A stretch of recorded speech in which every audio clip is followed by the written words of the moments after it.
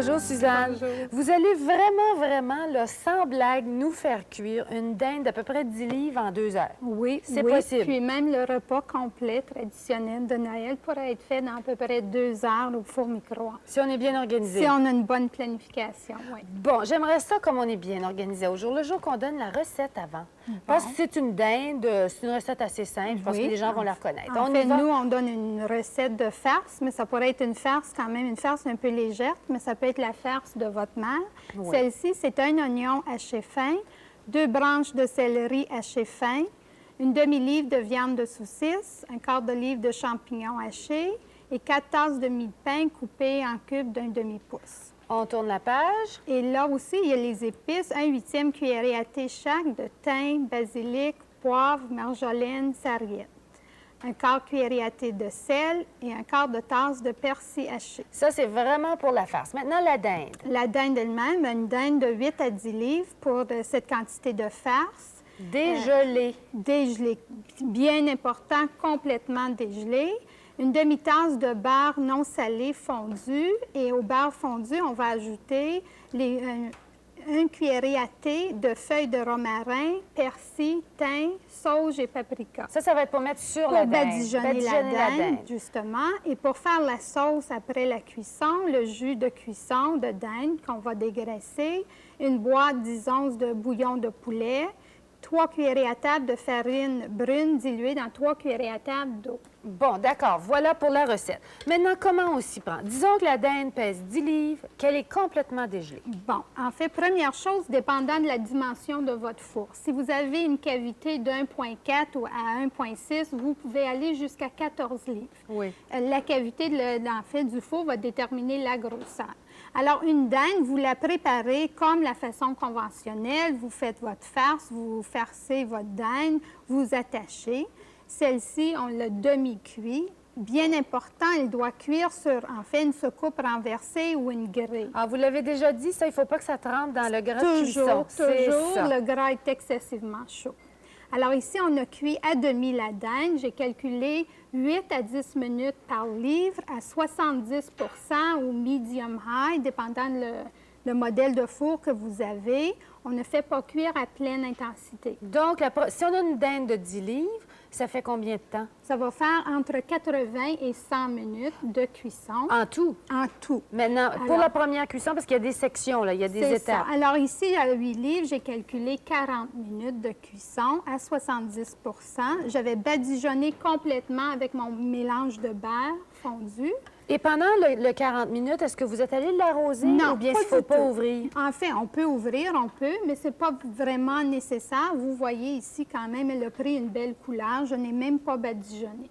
Pendant le 40 minutes, est-ce qu'il faut tourner? C'est pas nécessaire non plus. Alors là, après le premier 40 minutes, là, ça devient important. J'ai commencé poitrine dessous. Alors là, on va tourner. Vous avez commencé poitrine dessous pour que ce soit bien juteux. C'est ça, justement. Et là, on va tourner. Là, vous la tournez comme ça, ça, comme un matelas. Comme un matelas. Et vous voyez que c'est attaché ici avec la soie dentaire. On peut se servir de la soie dentaire pour en faire. Mais là, il y a des sections, vous la badigeonnez de l'autre côté. C'est ça. Maintenant, il y a des sections, vous nous aviez dit déjà que le bout de la pâte du poulet ou de la dinde, ça cuisait plus vite. Oui. Comment ça fonctionne pour une grosse dinde? Bon. Parce qu'il y a des sections très charnues. Justement, avec les grosses volailles, c'est bien important. On va protéger quelques petites parties. On va protéger ici pour que ça arrête les de bouts cuire. des cuisses parce que c'est déjà bien cuit. On va protéger aussi les bouts des ailes. Oui. En fait, on va aussi mettre la dinde au four conventionnel pendant 30 minutes pour rôtir la peau en tout dernier. À la fin. C'est ça. Et ça va nous permettre, en fait, d'avoir le temps pour cuire le repas complet au four micro-ondes, comme réchauffer les pommes de terre. Les tourtières. Mais les tourtières, je préfère les mettre au four en même temps que la dinde. Ah bon.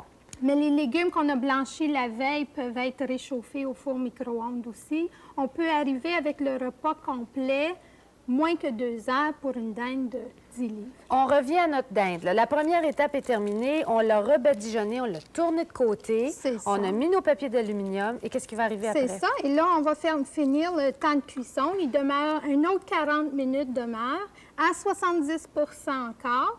Ça fait 120 minutes. 120 minutes, si j'en fais 40 minutes, oui. En fait, c'est 100 minutes, 10 minutes par livre. Qu'est-ce que vous faites, là? Pourquoi Ici, c'est la colonne la partie vertébrale? près, justement, du bréchet, la partie qui est près de là, c'est porté à trop cuire. Alors, on met un petit morceau. Vous pouvez mettre 2 cure-dents si c'est porté à bouger un peu. Et là, vous rebadjonnez comme il faut. C'est ça. Vous allez le remettre au four tout simplement à 70 pour un autre 40 minutes. C'est ça, et la dinde va être complètement cuite. Et là, le temps de le mettre 30 minutes au four conventionnel à 350 pour griller la peau. Maintenant, quand on la remet au four, elle a été tournée comme ça. Est-ce qu'on On doit la met tourner directement comme ça. Moi, je préfère la mettre sur une plaque à biscuits et là, je peux procéder à faire ma sauce avec le jus de cuisson qui s'est formé. Donc, on la laisse faire, on n'y touche pas. Il y a des gens qui m'ont dit qu'ils avaient essayé des gros poulets et que les os se détachaient mal. C'était pas tout à fait cuit vers les attaches. Bon, en fait, c'est Qu'est-ce parce qui s'est que passé? peut-être c'était pas tout à fait assez cuit. Comment Ça on fait devrait pour savoir votre thermomètre? On peut aussi cuire avec la sonde thermique. C'est à surveiller, par contre, parce que Où il y a est-ce qu'on la tellement met? d'os. C'est dans la partie charnue de la cuisse, d'accord? Sans toucher l'os. Alors, vous insérez votre sonde thermique Pas entre les deux, là, dedans. dedans, justement, dans la chair de la cuisse, d'accord? Et vous demandez 170 degrés à 70 medium high. Mais ça va monter à 170 en combien de temps? Ça va prendre à peu près le même temps, 8 minutes, 8 à 10 minutes par livre. Ça suit la dinde. C'est ça. Donc, quand elle est cuite au bout des 40 minutes, elle est à 170. C'est ça. Et dans le temps de repos, elle va monter à 185. D'accord? Elle va continuer à cuire.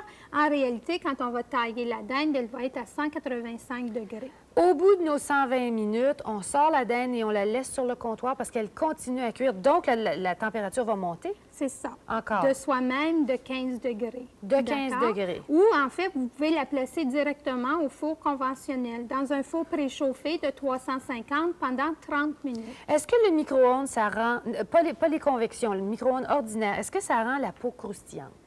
Bon, en fait, ça croustille un peu, pas tout à fait comme on connaît au four conventionnel. Par contre, vous allez avoir une dinde juteuse, savoureuse. Vous n'aurez pas une dinde asséchée comme on connaît au four conventionnel.